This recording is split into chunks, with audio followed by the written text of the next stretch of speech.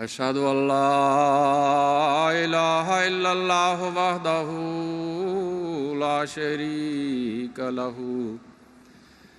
وأشهد أن محمدًا عبده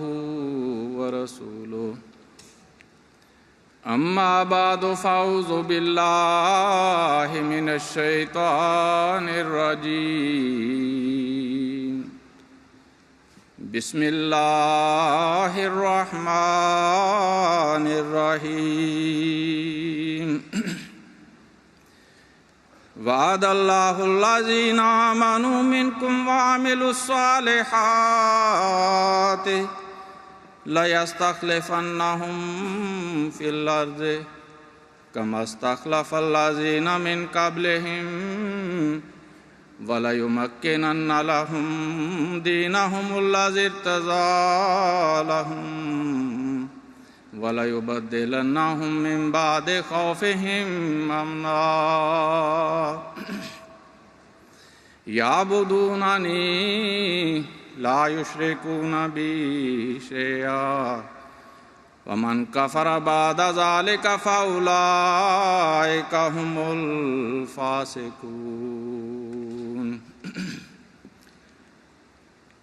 محترم صدر مجلس اور معزز سامعین حضرات، خاکسار کو آج جس موضوع پہ کچھ عرض کرنے کا ارشاد ہوا ہے وہ ہے خلافت روحانی زندگی کی ضامن۔ آج دنیا کی حالت پر غور کرنے والا ہر منصف مزاج شخص یہ اقرار کرنے پر مجبور ہے کہ دنیا مسلسل تباہی کی طرف گامزن ہے۔ قیام امن کی راہیں مسدود ہوتی چلی جا رہی ہیں۔ خود غرضی، لالچ، جھوٹ، بددیانتی، دھوکہ دہی اور بے انصافی سے دنیا میں افراتفری اور آپس میں خطرناک ٹکراؤ کے حالات جنم لے رہے ہیں، جن سے باہر نکلنے کا راستہ کسی کو سجھائی نہیں دیتا۔ طاقت کے نشے میں مخمور قومیں تہذیب و تمدن سے عاری ہو کر کمزور اقوام کی تذلیل کر رہی ہیں۔ اپنا پیٹ بھرنے کے لیے بے گناہ لوگوں کا خون بہایا جا رہا ہے۔ ایک طرف طاقتور اقوام زمین سے خدا کا نام اور آسمان سے اس کے وجود کو مٹانے کے درپے ہیں، تو دوسری طرف بظاہر خدا پر ایمان لانے والے بھی خدا کو چھوڑ کر انہی طاقتوں کے سامنے جھکنے پر مجبور ہیں۔ لیکن سوال یہ پیدا ہوتا ہے کہ کیا یہ سب اسی طرح ہوتا چلا جائے گا؟ کیا خدا کا نام واقعی مٹا دیا جائے گا؟ کیا اس کے رسول کی تعلیم نسیہ منسیہ ہو جائے گی؟ ہرگز نہیں۔ وہ خدا جو تمام قدرتوں کا مالک اور بادشاہوں کا بادشاہ ہے، اس کا وعدہ ہے کہ وہ ہرگز ایسا نہیں ہونے دے گا، بلکہ جس طرح اس نے دور اولیٰ میں ہمارے آقا و مولا حضرت اقدس محمد مصطفیٰ صلی اللہ علیہ وسلم کے ذریعے دین اسلام کی بنیاد رکھی اور پھر آپ کے بعد خلافت علی منہاج نبوت قائم فرمائی اور اس کے ذریعے سے اس دین کو مضبوط کیا، اسی طرح اس نے اپنے وعدے کے مطابق آخرین میں بھی حضرت محمد مصطفیٰ صلی اللہ علیہ وسلم کے غلام صادق کے ذریعے اسی دین کی نشت ثانیہ کی بنیاد رکھی اور پھر خلافت علی منہاج نبوت قائم کی ہے۔ اور ہمارا ایمان ہے کہ اب اس کے ذریعے روحانی دنیا میں ایک انقلاب برپا ہوگا اور حق اپنی تمام برکتوں کے ساتھ آئے گا اور باطل اپنی تمام نحوستوں کے ساتھ بھاگ جائے گا۔ جو اس خلافت سے چمٹے رہیں گے ان کے لیے نہ ختم ہونے والا اجر ہوگا، اور جو اس سے الگ ہوں گے وہ اسفل السافلین میں جا گریں گے اور روحانی ترقی کی راہیں کھو بیٹھیں گے۔ چنانچہ اللہ تعالیٰ فرماتا ہے کہ اللہ کا وعدہ ہے ان لوگوں سے جو ایمان لائے اور اعمال صالحہ بجا لاتے رہے، ان کو زمین میں اسی طرح خلافت عطا فرمائے گا جس طرح اس نے ان لوگوں کو جو ان سے پہلے تھے خلیفہ بنایا، اور ضرور ان کے لیے ان کے دین کو تمکنت عطا فرمائے گا۔ اور ضرور ان کے خوف کے بعد کی حالت کو امن میں تبدیل کر دے گا۔ وہ میری عبادت کریں گے اور میرے ساتھ کسی کو شریک نہیں ٹھہرائیں گے، اور جو کوئی اس کے بعد انکار کرے گا تو یہی لوگ فاسقوں میں سے ہوں گے۔ اسی طرح حضور صلی اللہ علیہ وسلم نے فرمایا کہ تم میں نبوت رہے گی جب تک اللہ چاہے گا،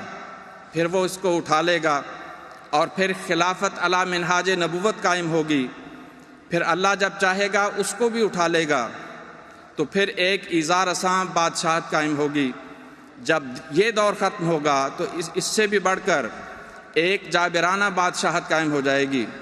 اور فرمایا کہ اس کے بعد پھر خلافت علی منہاج نبوت قائم ہوگی، اور اس کے بعد آپ خاموش ہو گئے۔ حضرت مسیح موعود علیہ الصلوۃ والسلام فرماتے ہیں، تمہارے لیے دوسری قدرت کا دیکھنا بھی ضروری ہے، اور اس کا آنا تمہارے لیے بہتر ہے، کیونکہ وہ دائمی ہے جس کا سلسلہ قیامت تک منقطع نہیں ہوگا، اور وہ دوسری قدرت نہیں آ سکتی جب تک میں نہ جاؤں، لیکن میں جب جاؤں گا تو پھر خدا اس دوسری قدرت کو تمہارے لیے بھیج دے گا جو ہمیشہ تمہارے ساتھ رہے گی۔ حضرات، جب قرآن کریم میں ایمان اور عمل صالح کرنے والے لوگوں سے خدا خود خلافت کا وعدہ عطا فرما رہا ہے، اور حدیث میں رسول خدا صلی اللہ علیہ وسلم آخری زمانے میں خلافت کی خوشخبری عطا فرما رہے ہیں، اور اس زمانے میں حضرت مسیح موعود علیہ الصلوۃ والسلام خلافت کی نوید سنا رہے ہیں، تو یہی اس بات کا منہ بولتا ثبوت ہے کہ اس دور میں انسان کی روحانی زندگی صرف اور صرف خلافت سے وابستہ ہے، اور اللہ تعالیٰ مومنوں سے وعدہ فرما رہا ہے کہ اگر تم ایمان لا کر عمل صالح کرو گے تو تمہیں خلافت کی صورت میں ایسا نظام عطا کروں گا جس سے تمہارے دین کو مضبوطی ملے گی، تمہارے خوف امن میں تبدیل ہوں گے، تمہارے اندر عبادت کا قیام ہوگا، اور تم شرک کی نجاست سے محفوظ رہو گے۔ یعنی عبادت کا فقدان اور شرک پرستی روحانی زندگی کی دشمن ہیں، لیکن خلافت کی برکت سے حقیقی عبادت قائم ہوگی اور شرک کا خاتمہ ہوگا۔ اس طرح انسان کے لیے روحانی زندگی کی نہر جاری کر دی جائے گی۔ اس کے بعد فرمایا وَمَنْ كَفَرَ بَعْدَ ذَلِكَ فَأُولَٰئِكَ هُمُ الْفَاسِقُونَ، کہ جو کوئی اس بابرکت نظام کا انکار کرے گا وہ فاسقوں میں سے ہوگا۔ فاسق کا مطلب ہے کہ خدا کے حکم کا انکار کرنے والا یا کفر کرنے والا، جیسا کہ ابلیس کے متعلق فرمایا فَفَسَقَ عَنْ أَمْرِ رَبِّهِ، کہ وہ اپنے رب کے حکم کا نافرمان ہو گیا۔ پس خلافت کا انکار دراصل خدا کا انکار ہے، اس کے رسول کے احکامات کا انکار ہے۔ خلافت کا منکر دین کی تمکنت کا منکر ہے، مومنوں کے خوف کو امن میں بدلنے کا منکر ہے، خدا کی عبادت کے قیام کا منکر ہے۔ وہ گویا دنیا میں شرک کو فروغ دینا چاہتا ہے۔ ذرا سوچئے، ایسے لوگوں کا بھلا روحانی زندگی سے کیا تعلق؟ ان کی باتیں فضول ہیں، ان کے کام بیکار ہیں، ان کے مال و دولت، ان کی جھوٹی عزتیں، ان کا جاہ و جلال بے سود ہے۔ یہی لوگ ہیں جن کے بارے میں اللہ تعالیٰ فرماتا ہے لَهُمْ قُلُوبٌ لَا يَفْقَهُونَ بِهَا وَلَهُمْ أَعْيُنٌ لَا يُبْصِرُونَ بِهَا وَلَهُمْ آذَانٌ لَا يَسْمَعُونَ بِهَا أُولَٰئِكَ كَالْأَنْعَامِ بَلْ هُمْ أَضَلُّ، کہ ان کے دل تو ہیں لیکن وہ سوچنے سے عاری ہیں، ان کی آنکھیں تو ہیں مگر دیکھنے سے قاصر، ان کے کان تو ہیں لیکن سنتے نہیں۔ یہ لوگ چوپایوں کی طرح ہیں بلکہ اس سے بھی بدتر۔ اسی وجہ سے اللہ تعالیٰ نے فرمایا کہ مَن یُطِعِ الرَّسُولَ فَقَدْ أَطَاعَ اللَّهَ، کہ جس نے رسول کی اطاعت کی اس نے اللہ کی اطاعت کی۔ اور حضور صلی اللہ علیہ وسلم نے فرمایا کہ جس نے میرے امیر کی اطاعت کی اس نے میری اطاعت کی۔ گویا خلافت کی اطاعت رسول کی اطاعت اور رسول کی اطاعت اللہ کی اطاعت ہے۔ ایک اور حدیث میں فرمایا کہ جو اس حالت میں فوت ہوا کہ اس کی گردن میں کسی کی بیعت نہ تھی فقط ماتا میتۃ جاہلیہ، گویا وہ جہالت کی موت مرا۔ پھر فرمایا ید اللہ علی الجماعۃ ومن شذ شذ الی النار، کہ اللہ کی مدد جماعت کے ساتھ ہوا کرتی ہے، جو شخص اس سے الگ ہوا وہ گویا آگ میں پھینکا گیا۔ احباب کرام، جماعتیں تو بہت سی ہوتی ہیں، پھر یہاں الجماعت سے کون سی جماعت مراد ہے؟ اس کی وضاحت حضور صلی اللہ علیہ وسلم نے ایک اور حدیث میں بیان فرما دی۔ آپ نے آخری زمانے کے فتنوں کا ذکر کرتے ہوئے فرمایا کہ فَإِن رَأَيْتَ يَوْمَئِذٍ خَلِيفَةَ اللَّهِ فِي الْأَرْضِ فَالْزِمْهُ وَإِن نُهِكَ جِسْمُكَ وَأُخِذَ مَالُكَ، کہ اگر تم اس وقت زمین میں اللہ کا خلیفہ دیکھو تو اس سے چمٹ جانا، خواہ تمہارا جسم تار تار کر دیا جائے اور تمہارا مال لوٹ لیا جائے۔ یہ حدیث ثابت کرتی ہے کہ یہاں جماعت سے مراد ایسی جماعت مراد ہے جس کا ایک واجب الاطاعت خلیفہ ہو۔ پس تعلق باللہ جو روحانی زندگی کی بنیاد ہے، رسول کریم صلی اللہ علیہ وسلم کی اطاعت سے ہی ممکن ہے، اور حضور صلی اللہ علیہ وسلم کی اطاعت آج خلافت کی اطاعت کے ساتھ وابستہ ہے۔ نعرہ تکبیر! اسلام احمدیت، خلافت احمدیہ، حضرت امیر المومنین، نعرہ تکبیر! حضرت مسلم موعود رضی اللہ تعالیٰ عنہ فرماتے ہیں، دراصل اقامت الصلاۃ بغیر خلیفہ کے نہیں ہو سکتی، اسی طرح اطاعت رسول بھی خلیفہ کے بغیر نہیں ہو سکتی، کیونکہ رسول کی اطاعت کی اصل غرض یہ ہوتی ہے کہ سب کو وحدت کے رشتے میں پرو دیا جائے۔ یوں تو صحابہ بھی نمازیں پڑھتے تھے اور آج کل کے مسلمان بھی نمازیں پڑھتے ہیں، صحابہ بھی حج کرتے تھے اور آج کے مسلمان بھی حج کرتے ہیں۔ پھر صحابہ اور آج کل کے مسلمانوں میں کیا فرق ہے؟ یہی ہے کہ صحابہ میں ایک نظام کے تابع ہونے کی وجہ سے اطاعت کی روح کمال حد تک پہنچی ہوئی تھی، لیکن یہ اطاعت کی روح آج کل کے مسلمانوں میں نہیں، کیونکہ اطاعت کا مادہ نظام کے بغیر پیدا نہیں ہو سکتا۔ بس جب بھی خلافت ہوگی اطاعت رسول ہوگی، اگر خلافت نہ ہوگی تو اللہ تعالیٰ فرماتا ہے کہ تمہاری نمازیں بھی جاتی رہیں گی، تمہاری زکوٰۃ بھی جاتی رہے گی، اور تمہارے دل سے اطاعت رسول کا مادہ بھی جاتا رہے گا۔ حضرات، امت مسلمہ یہ بات خوب جانتی ہے کہ اس امت کے زوال اور پستی کا سبب صرف خلافت سے محرومی ہے، اور اس کی روحانی ترقی اور عظمت کا راز صرف اور صرف خلافت کے قیام میں ہے۔ اس بات کا اعتراف کرتے ہوئے رسالہ اہل حدیث 12 ستمبر 1969 لکھتا ہے کہ اگر زندگی کے ان آخری لمحات میں ایک دفعہ پھر خلافت علی منہاج نبوت کا نظارہ نصیب ہو گیا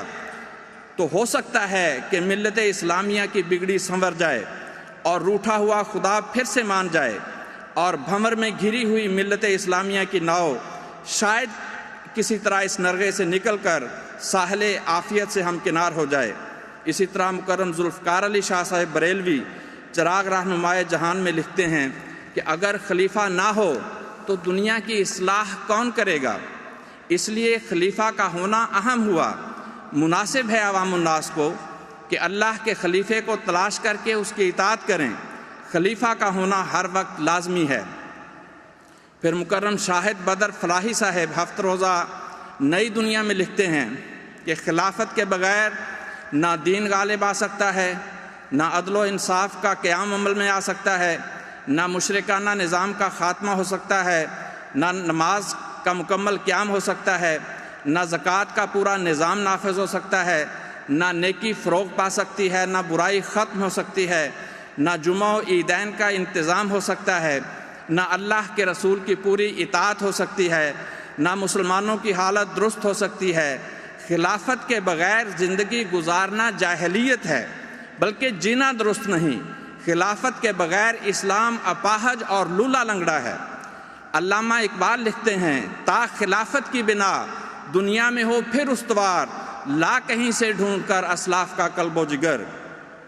الغرض آج ہمارے مخالفین بھی اس بات کو تسلیم کرنے پہ مجبور ہیں کہ خلافت کے قیام کے بغیر بنی نوع انسان کا روحانیت کی طرف واپسی کا سفر ممکن نہیں۔ اس وجہ سے امت مسلمہ عرصہ دراز سے اس کوشش میں ہے کہ کسی کو خلیفہ بنا لیا جائے، لیکن وہ اس بات کو نہیں سمجھتے کہ خلیفہ انسان نہیں بلکہ خدا بناتا ہے۔ یہ اس کا وعدہ ہے کہ میں خلیفہ بناؤں گا۔ افسوس کہ خدا کی قائم کردہ خلافت کو نہیں مانتے اور اپنے بنائے ہوئے خلیفے کو خدا سے منوانا چاہتے ہیں۔ تاریخ گواہ ہے کہ جب تک مومنین خدا کے بنائے ہوئے خلفاء کی اطاعت کرتے رہے وہ ان سب برکات کے وارث بنے جن کا خدا نے وعدہ فرمایا تھا۔ خلافت احمدیہ، حضرت امیر المومنین حضرت خلیفۃ المسیح الخامس، نعرہ تکبیر۔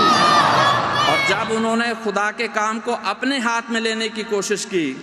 تب سے مسلسل ناکامی اور نامرادی کا سامنا کر رہے ہیں۔ یہی وہ راز ہے جس کی طرف خدا تعالیٰ نے بنی نوع انسان کو توجہ دلائی کہ لَإِن شَكَرْتُمْ لَأَزِيدَنَّكُمْ وَلَإِن كَفَرْتُمْ إِنَّ عَذَابِي لَشَدِيدٌ، کہ اگر تم شکر کرو گے تو میں تمہیں اور بھی زیادہ عطا کروں گا، اور اگر تم ناشکری کرو گے تو یقیناً میرا عذاب بہت شدید ہوگا۔ اس سے ظاہر ہے کہ جہاں خلافت سے وابستگی اور اطاعت انسان پر روحانی و جسمانی ترقیات کے دروازے کھول رہی ہے، وہاں خلافت کا انکار اور ناشکری خدا کے عذاب کو دعوت دے رہا ہے۔ انہی لوگوں کو مخاطب کر کے حضرت خلیفۃ المسیح الرابع رحمہ اللہ تعالیٰ فرماتے ہیں کہ آخری پیغام میرا یہی ہے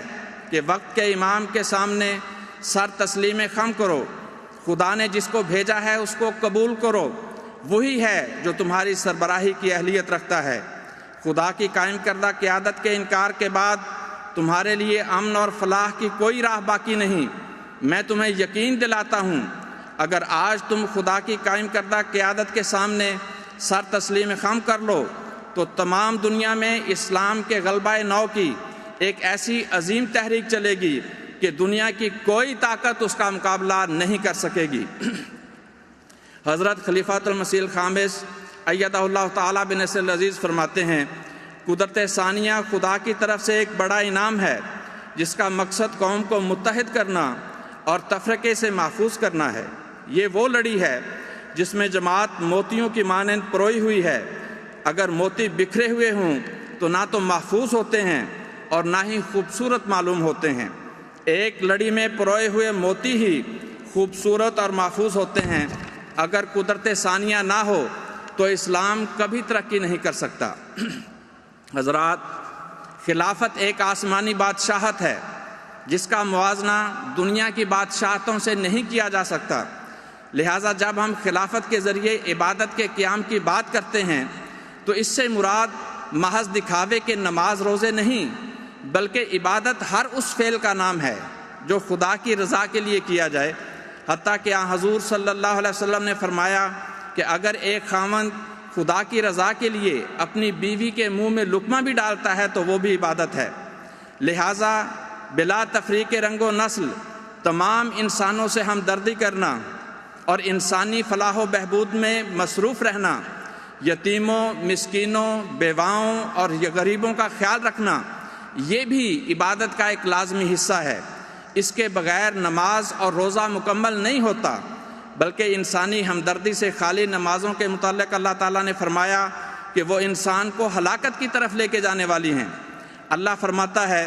ارأیت الذی یکذب بالدین فذلک الذی یدع الیتیم ولا یحض علی طعام المسکین فویل للمصلین الذین هم عن صلاتهم ساہون الذین هم یراؤون ویمنعون الماعون، کہ کیا تو نے اس شخص کو دیکھا ہے جو دین کو جھٹلاتا ہے؟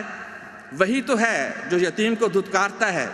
اور مسکین کو کھانا کھلانے کی ترغیب نہیں دیتا۔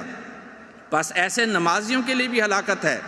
جو اپنی نمازوں کی حقیقت سے غافل ہیں اور دکھاوے سے کام لیتے ہیں اور عام استعمال کی چیزیں بھی روک رکھتے ہیں۔ اب خدا فرما رہا ہے کہ خلافت کے ذریعے حقیقی عبادت کا قیام ہوگا، اور یہ آیات بتا رہی ہیں کہ عبادت میں تمام دنیا کے یتیموں اور مسکینوں کا خیال رکھنا بھی شامل ہے۔ تو معلوم ہوا کہ نظام خلافت کے مخالف دراصل نماز و روزے کے ہی مخالف نہیں، وہ یتیموں کو دھکے دینے والے اور مسکینوں کو بھوکے مارنے والے بھی ہیں۔ اگر یہ لوگ حکمران بنتے ہیں تو مسکینوں کا مال ظلم سے چھین لیتے ہیں۔ یہ خود غرض لوگ اگر غریبوں کی مدد کرتے بھی ہیں تو محض دکھاوے کے لیے کرتے ہیں۔ ان کی یہ عبادتیں کسی کام نہیں آئیں گی، بلکہ یہ دکھاوے کی عبادتیں جن کی بنیاد ہی ظلم ہے انہیں ہلاکت کی طرف لے جائے گی۔ حقیقی عبادت کا قیام اس خلافت کے ذریعے ہی ممکن ہے جو نہ شرقی ہے نہ غربی ہے، نہ شمالی ہے نہ جنوبی، بلکہ وہ پوری دنیا کے غریبوں، یتیموں اور مسکینوں کا درد رکھنے والی اور ان کے حقوق ادا کرنے والی ہے۔ آج روئے زمین پر جماعت احمدیہ کے علاوہ کوئی یہ دعویٰ نہیں کر سکتا کہ ہمیں ایسا لیڈر اور امام میسر ہے جو ہمارے دکھوں میں تڑپتا ہو، جسے دنیا کے ہر کونے میں بسنے والے مومنوں کی فکر بے چین کر دیتی ہو، جو ساری ساری رات ہمارے لیے خدا کے حضور سجدہ ریز ہو۔ اسی تڑپ اور محبت کا ذکر کرتے ہوئے حضرت مسلم موعود رضی اللہ تعالیٰ عنہ فرماتے ہیں کہ تمہارے لیے ایک شخص تمہارا درد رکھنے والا، تمہاری محبت رکھنے والا، تمہارے دکھ کو اپنا دکھ سمجھنے والا، تمہاری تکلیف کو اپنی تکلیف جاننے والا، تمہارے لیے خدا کے حضور دعائیں کرنے والا ہے۔ اسی طرح ہمارے پیارے امام حضرت خلیفۃ المسیح الخامس ایدہ اللہ تعالیٰ بنصر العزیز اپنے جذبات کا اظہار یوں فرماتے ہیں کہ جماعت احمدیہ کے افراد ہی وہ خوش قسمت ہیں جن کی فکر خلیفہ وقت کو رہتی ہے کہ وہ تعلیم حاصل کریں، ان کی صحت کی فکر، رشتے کے مسائل، غرض کے کوئی مسئلہ بھی دنیا میں پھیلے ہوئے احمدیوں کا، چاہے وہ ذاتی ہو یا جماعتی، ایسا نہیں جس پر خلیفہ وقت کی نظر نہ ہو اور اس کے حل کے لیے وہ عملی کوشش کے علاوہ خدا تعالیٰ کے حضور جھکتا نہ ہو اور اس سے دعائیں نہ مانگتا ہو۔ لیکن دوسری طرف مسلمان ہو یا غیر مسلم، یہ لوگ غریبوں پر کیسے کیسے ظلم کر رہے ہیں اس کے بیان کی ضرورت نہیں۔ لہٰذا یہ لوگ خواہ کسی مذہب سے تعلق رکھتے ہوں، ان کی عبادتیں عبادت کہلانے کے لائق نہیں، بلکہ آج عبادت کا قیام کرنے والی خدا کی قائم کردہ خلافت ہے جو عدل و انصاف سے سب کے حقوق کی بات کرتی ہے، سب دنیا کے حکمرانوں کی رہنمائی کر رہی ہے۔ آج اس خلافت کے علاوہ عافیت کا کوئی حصار نہیں ہے۔ حضرت مسلم موعود رضی اللہ تعالیٰ عنہ فرماتے ہیں آئین اسلام خلافت سے تعلق رکھتا ہے، اور خلافت کے معنی ہیں کہ سارے مسلمان اس کے تابع ہو جائیں۔ حکومت الہیہ دراصل عرش پہ ہے، دنیا میں صرف اس کا ذل قائم ہوتا ہے، اور قرآن کریم میں یہ وعدہ ہے کہ ہر حملہ جو اس حکومت پر ہوگا ہم پر ہوگا، اور ہر دشمن جو اس پر چڑھائی کرے گا وہ ہمارا دشمن ہوگا، اور ہم خود اس کا مقابلہ کریں گے۔ یہ خلافت جب بھی قائم ہوگی روحانی ہوگی۔ جیسے میں اپنے آپ کو خلیفہ کہتا ہوں، یہ ظاہر ہے کہ میری خلافت سے دنیاوی خلافت مراد نہیں۔ اگر میں اپنے اس دعوے میں جھوٹا ہوں تو خدا خود مجھے سزا دے گا، اور اگر میں سچا ہوں تو لوگوں کی مخالفت میرا کچھ بگاڑ نہیں سکتی۔ بہرحال نظام خلافت کے بغیر حکومت الہیہ دنیا میں ہرگز قائم نہیں ہو سکتی، لیکن اگر یہ قائم ہو جائے تو پھر اس سے بہتر حکومت دنیا میں اور کوئی نہیں ہو سکتی۔ میرے دوستو، روحانی زندگی کا منبع اللہ تعالیٰ کی ذات ہے۔ انبیاء دنیا میں خدا تعالیٰ کی صفات کے مظہر بن کر آتے ہیں، ان کے بعد خلافت بھی اسی طرح صفات الہیہ کی مظہر ہوتی ہے، اور خلافت سے وفا کا تعلق رکھنے والے بھی جب اللہ کا رنگ اختیار کر لیتے ہیں تو وہ صرف زبان سے لا الہ الا اللہ کہہ کر محض زبانی توحید کا اقرار نہیں کرتے، بلکہ نبی کے بعد خلیفہ وقت کی قیادت میں پوری جماعت ایک جسم کی طرح بن جاتی ہے، اور خلافت کی برکت سے وہ مجسم رنگ میں توحید الہی کے مظہر بن جاتے ہیں۔ جیسے آن حضور صلی اللہ علیہ وسلم نے فرمایا کہ مومنوں کی مثال ایک جسم کی طرح ہے، جس کے ایک حصے میں درد ہو تو پورا جسم اس درد کو محسوس کرتا ہے۔ گویا کلمہ طیبہ کا مطلب محض زبان سے لا الہ الا اللہ کہہ دینا نہیں، بلکہ خدا کی توحید کا عملی مظاہرہ کرنا ہے، اور توحید کا عملی مظاہرہ لا الہ الا اللہ کے ساتھ محمد رسول اللہ کہے بغیر، یعنی آپ کی تعلیم پر عمل کیے بغیر ممکن نہیں۔ جیسا کہ خدا تعالیٰ نے آیت استخلاف میں مسلمانوں پر واضح فرما دیا کہ شرک کا کلا کما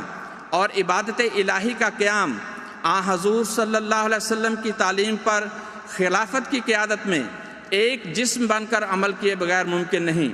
اگر تم خلافت کی قیادت میں متحد نہیں ہوگے اور فرقوں میں تقسیم ہو کر نفرتیں پھیلاتے رہو گے اور فساد برپا کرتے رہو گے تو صرف زبان سے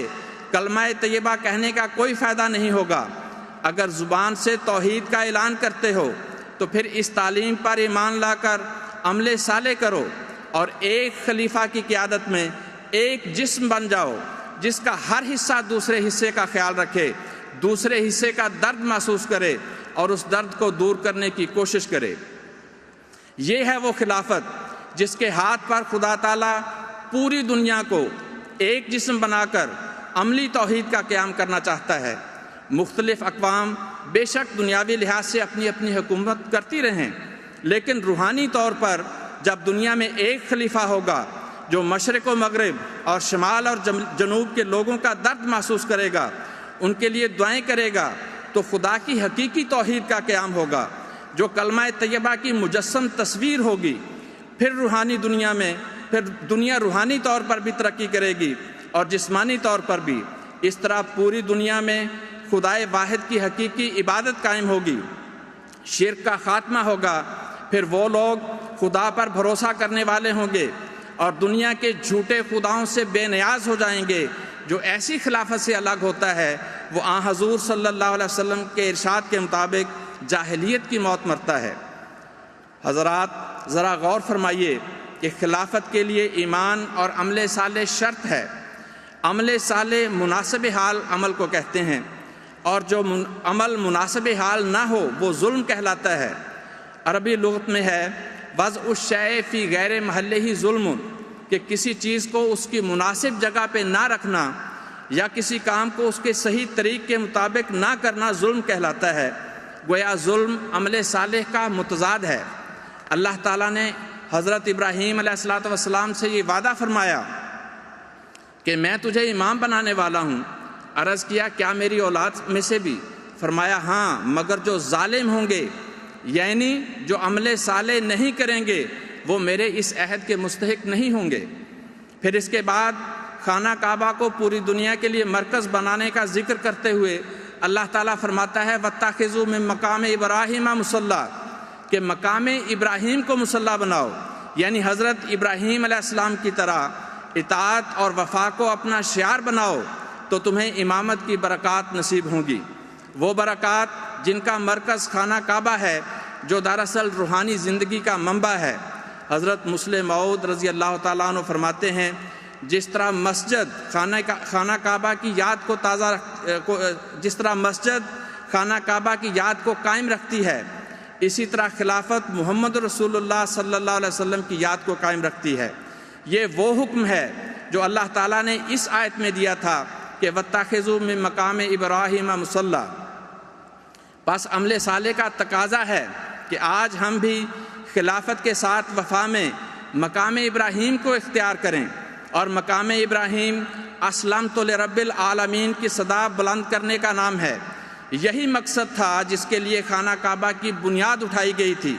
جس کے لیے حضرت محمد مصطفیٰ صلی اللہ علیہ وسلم کو مبعوث کیا گیا تھا، اور پھر آپ کے غلام صادق کے ذریعے خلافت احمدیہ قائم ہوئی۔ ہماری روحانی ترقی کا راز اس میں ہے کہ اس خلافت کے دست و بازو بن کر دنیا میں خدائے واحد و یگانہ کی توحید پھیلانے والے ہوں، تاکہ ساری دنیا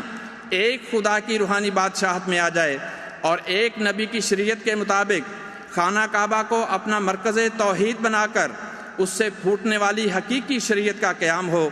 جہاں امیر و غریب، شاہ و گدا، حاکم و محکوم سب خدا کی نظر میں ایک ہی صف میں کھڑے ہوں اور دنیا اپنی زندگی کے اصل مقصد کو پا سکے۔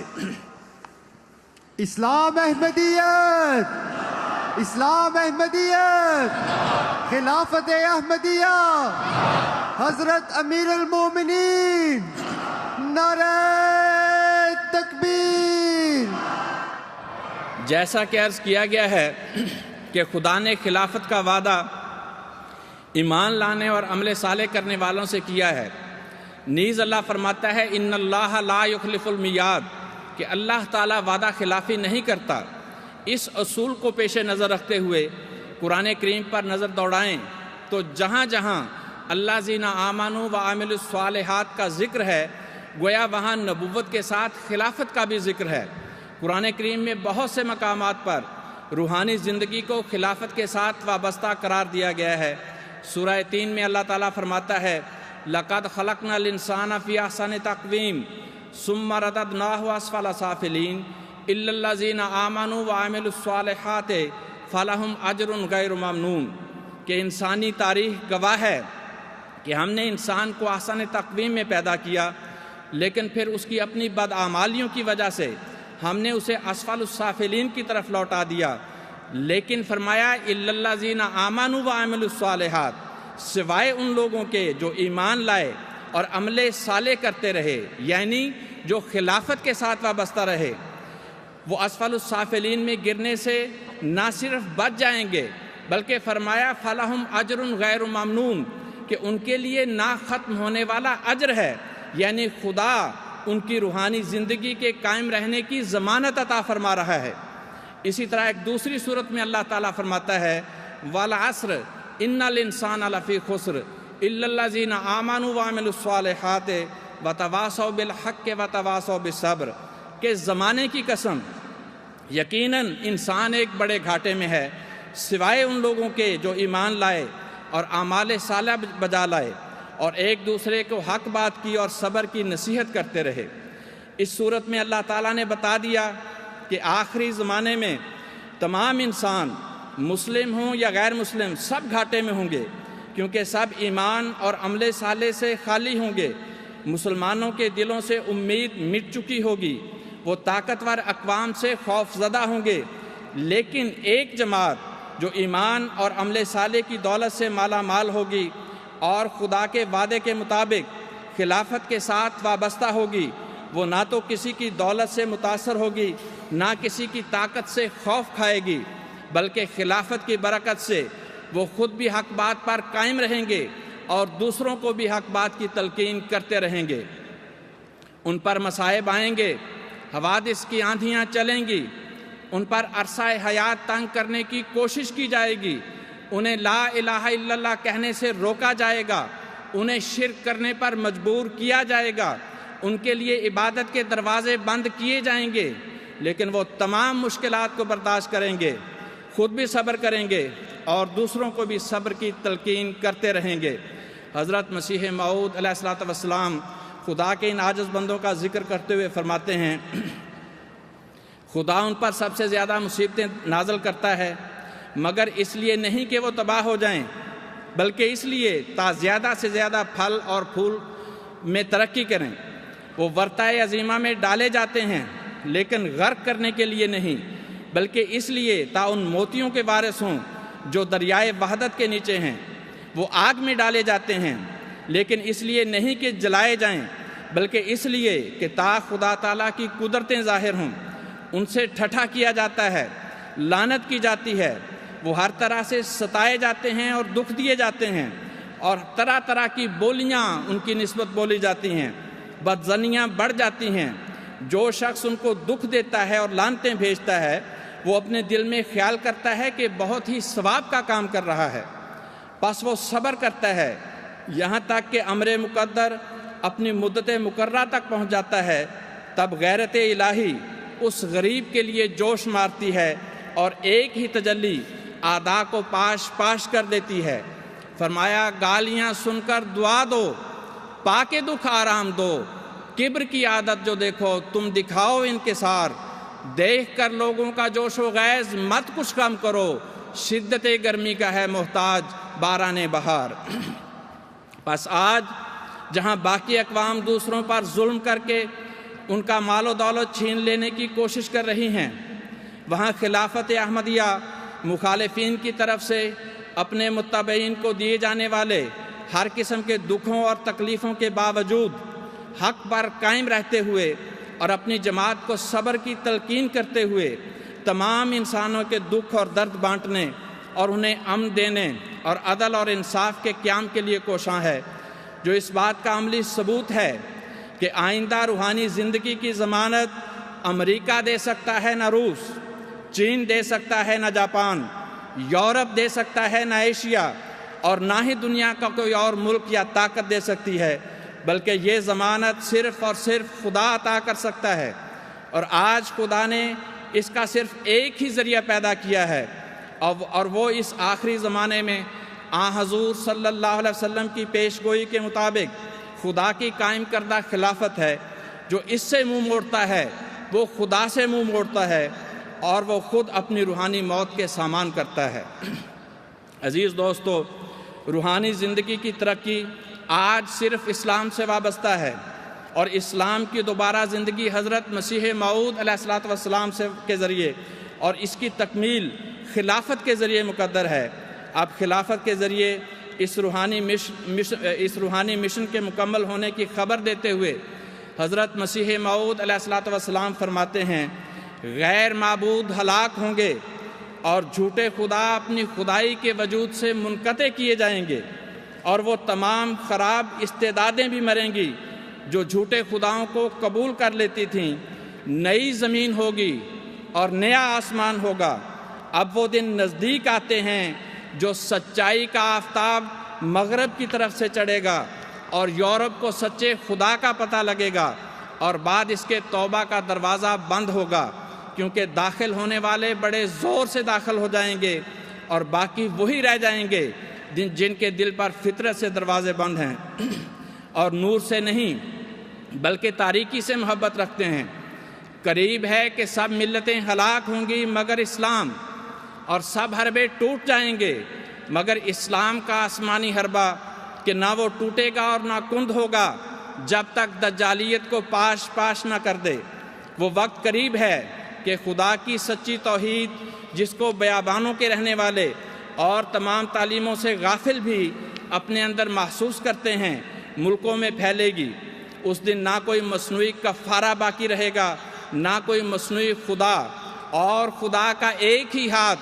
کفر کی سب تدبیروں کو باطل کر دے گا، لیکن نہ کسی تلوار سے اور نہ کسی بندوق سے، بلکہ مستعد روحوں کو روشنی عطا کرنے سے اور پاک دلوں پر ایک نور اتارنے سے۔ تب یہ باتیں جو میں کہتا ہوں سمجھ میں آئیں گی۔ آپ مزید فرماتے ہیں، میں بڑے دعوے اور استقلال سے کہتا ہوں کہ میں سچ پر ہوں، اور خدا تعالیٰ کے فضل سے اس میدان میں میری ہی فتح ہے، اور جہاں تک میں دوربین نظر سے کام لیتا ہوں تمام دنیا اپنی سچائی کے تحت اقدام دیکھتا ہوں، اور قریب ہے کہ میں ایک عظیم الشان فتح پاؤں، کیونکہ میری زبان کی تائید میں ایک اور زبان بول رہی ہے، اور میرے ہاتھ کی تقویت کے لیے ایک اور ہاتھ چل رہا ہے جس کو دنیا نہیں دیکھتی مگر میں دیکھ رہا ہوں۔ میرے اندر ایک آسمانی روح بول رہی ہے جو میرے لفظ لفظ اور حرف حرف کو زندگی بخشتی ہے، اور آسمان پر ایک جوش اور ابال پیدا ہوا ہے جس نے ایک پتلی کی طرح اس مشت خاک کو کھڑا کر دیا۔ ہر ایک وہ شخص جس پر توبہ کا دروازہ بند نہیں، ان قریب دیکھ لے گا کہ میں اپنی طرف سے نہیں ہوں۔ اب اسی گلشن میں لوگوں راحت و آرام ہے، وقت ہے جلد آؤ اے آوار گانے دشت خار، قوم کے لوگوں ادھر آؤ کہ نکلا آفتاب، وادی ظلمت میں کیا بیٹھے ہو تم لیل و نہار۔ باقی دعوانا الحمد